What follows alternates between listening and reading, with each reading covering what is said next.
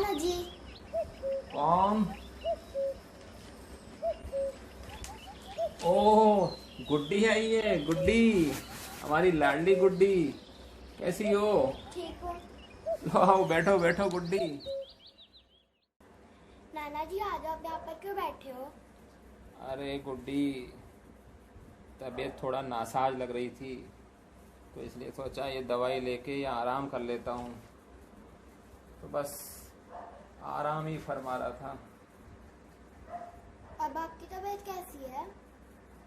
अब तू आ गई है ना, तो तबीयत ठीक हो जाएगी।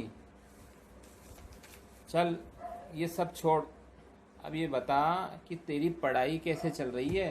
नाना जी बहुत अच्छी चल रही है। चलो बहुत अच्छे, पर ये बता तुम्हारे घर पर सब कैसे हैं? ठीक है सभी।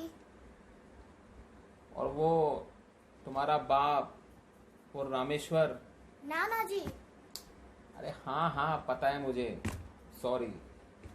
वो तुम्हारे पापा रामेश्वर, वो कैसा है?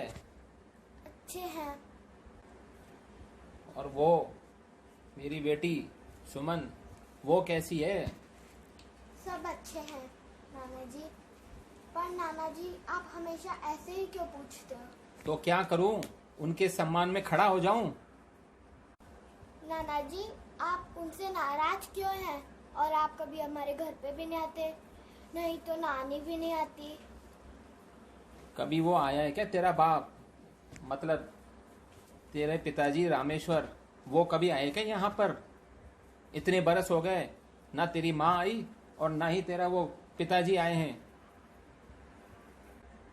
नाना जी आप अभी तक उनसे किस बात पे नाराज हैं? अब क्या बताऊं तुम्हें गुड्डी, तुम्हारे मम्मी पापा ने हमारी मर्जी के खिलाफ शादी कर ली थी। बस इतनी सी बात?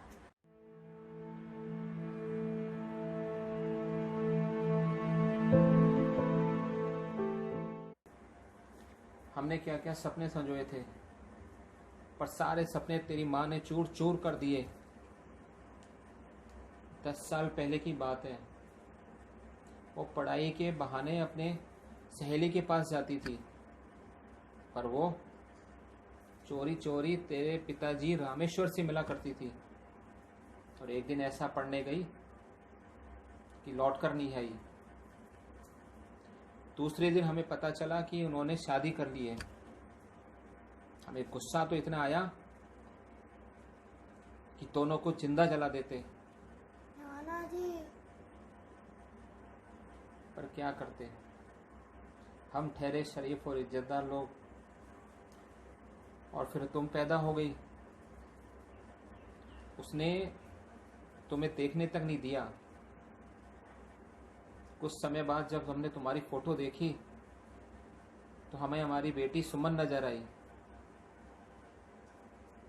नाना जी इतने बरस हो गए, अब तो गुस्सा छोड़ दो। तो वो खिलौना देख रही है ना, उस खिलौने को लेके आ।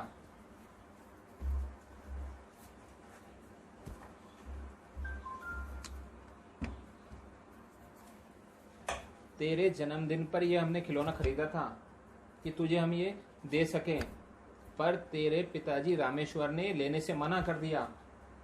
तब से ये खिलौना यहीं रखा हुआ है। और तुम कहती हो ना कि इतने बरस हो गए, तो इतने बरस हो गए, कभी तुम्हारे पिताजी माताजी आए क्या यहाँ पर मुझसे मिलने या माफी मांगने? और तुम्हारी माँ सुमन, वो तो हमारी बेटी है, आज तक कभी पलटकर आई क्या वो यहाँ पर? पर नाना जी मैं तो आपसे हमेशा मिलने आती हूँ ना। अरे गुड्डी, तू तो हमारे कलेजे का टुकड़ा है, तुझे देख के तो हमें बहुत सुकून मिलता है। और तेरा क्या कसूर, तूने कोई गलती थोड़ी ना की है जो हम तुझे कोई सजा दें।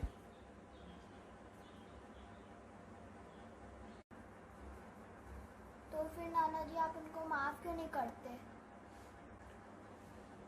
देखो गुड्डी, ये कांच की दीवार है, ये ऐसी दीवार है कि हम आर पार देख तो सकते हैं पर एक दूसरे के पास आ जा नहीं सकते। और जब ये दीवार टूटेगी तो सब कुछ सही हो जाएगा।